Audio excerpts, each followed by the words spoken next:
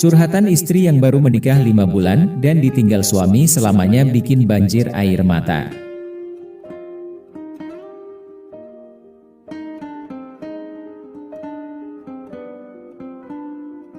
Siapa yang tak bersedih ditinggal pergi selamanya oleh orang terkasih? Apalagi kepergian itu terjadi justru tak lama usai momen pernikahan.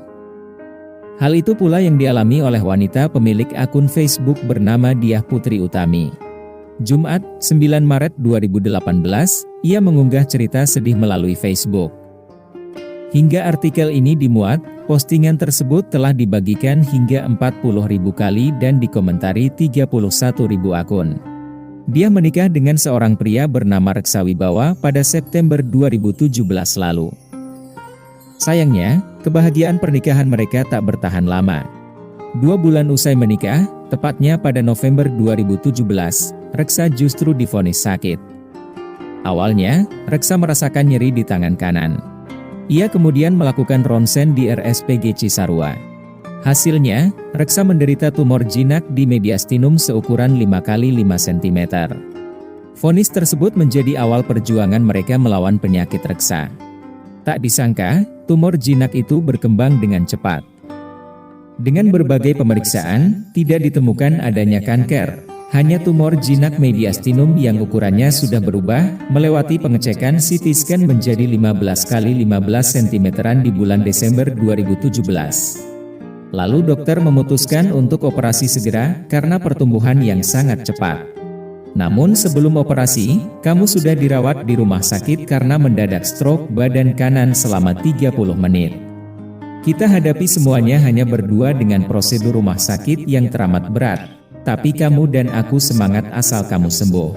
Semangat kamu sangat tinggi, gak pernah ngeluh dan selalu ceria, tulis dia. Namun pada Januari 2018, vonis dokter yang awalnya tumor jinak berubah menjadi kanker stadium 4.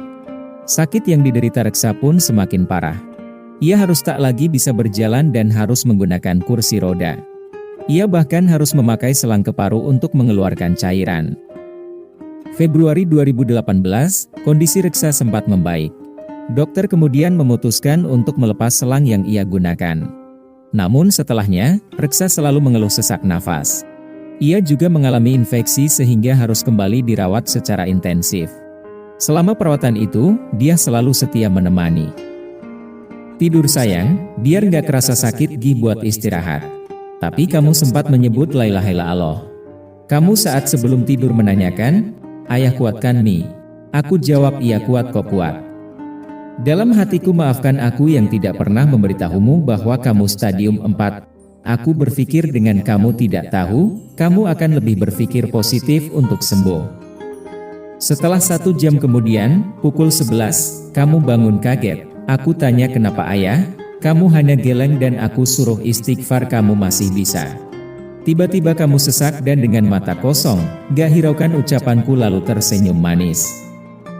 Tiba-tiba monitor bunyi, nafas turun, nadi naik drastis. Suster dokter semua menyiapkan keicu. Saat itu aku membisikimu, kuat ayah kuat, katanya kamu akan bertahan buat Mimi. Lalu kondisi di alat monitor mulai stabil kembali, namun kamu dalam kondisi koma. Dibawalah kamu ke ruang ICU dengan kabar oleh dokter kemungkinan terburuk. Aku hanya sendiri saat itu sambil menangis dan menunggu keluarga datang di depan ruang ICU. Tutur dia. Tak disangka, itulah detik-detik terakhir dia bersama suaminya. Kondisi Reksa terus menurun hingga akhirnya menghembuskan napas terakhir. Dia menuliskan bagaimana suaminya tersenyum menjelang ajal menjemput. Dengan berat, sungguh beratku bisikan di telingamu, ayah, Mimi ikhlas kalau ayah mau pergi. Ayah yang tenang ya di sana, nanti tunggu Mimi ya, Mimi relakan ayah pergi dulu.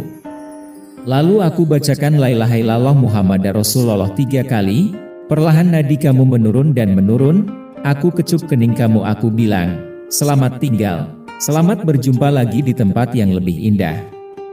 Lalu air mata sedikit keluar dan nafasmu perlahan hilang dengan lembut dan tersenyum. Nadi kamu 0, dokter bilang dia sudah tidak ada bu. Aku masih nggak percaya, aku pegang dadanya memastikan tidak nafas barangkali salah.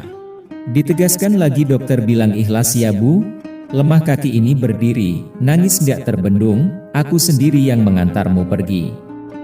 Ketika memandikan jenazahmu, semua orang berkata subhanallah, Reksa gagah, semakin ganteng, senyum, putih, bersinar, badan gak pucat mayat tapi kuning bersinar seperti hidup. Aku terus memastikan dadanya tidak bernafas, di tengah-tengah dimandikan, aku bertanya, Papa, Reksa udah gak nafaskan. Semua orang pada melihatku seperti kasihan, aku tidak bisa menerima kenyataan seperti mimpi. Aku kecup kening jenazah kamu untuk yang terakhir sebelum dikebumikan. Ketika dibawa ke keranda kamu, aku hanya bisa teriak menangis, kamu mau dibawa kemana ayah? Udara sangat sejuk saat itu, tapi ketika sudah dikebumikan, udara panas lagi, kamu memang lelaki pilihan Allah. Semoga kamu udah bahagia gak kesakitan lagi ya sayang, dan husnul khotimah. Sampai jumpa kembali di sana sayang, tetap menjadi bidadari surgamu ya. Aku sangat sayang kamu Reksa. Selamat jalan suamiku, hatimu memang selalu tulus dengan siapapun, baik, jujur, memperlakukan aku selalu istimewa. Ibadah tidak pernah putus dan selalu istighfar. Allah sudah merindukanmu ternyata. Dia lebih menginginkanmu, suami terindahku. Dariku, istri yang teramat mencintaimu Diah Putri Utami. Caraku mencintaimu saat ini adalah doaku yang tak pernah putus untukmu. I love you, tulis dia menutup ceritanya.